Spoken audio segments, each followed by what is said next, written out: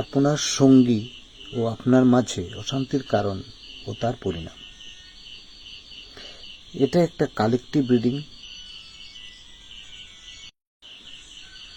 Timeless reading. সবার সাথে resonate হবে না।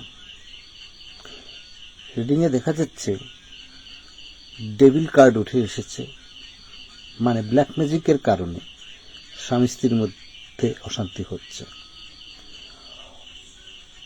উঠে এসছে এইস অফ কাপ। আপনাদের মধ্যে যতই অশান্তি হোক না কেন, কষ্ট সহ্য করছেন, একে অপরকে ছেড়ে যেতে পারছেন না বা চাইছেন না, তারা নিজেদের মধ্যে আবার নতুন করে প্রেমের পথ খুঁজে পাবেন।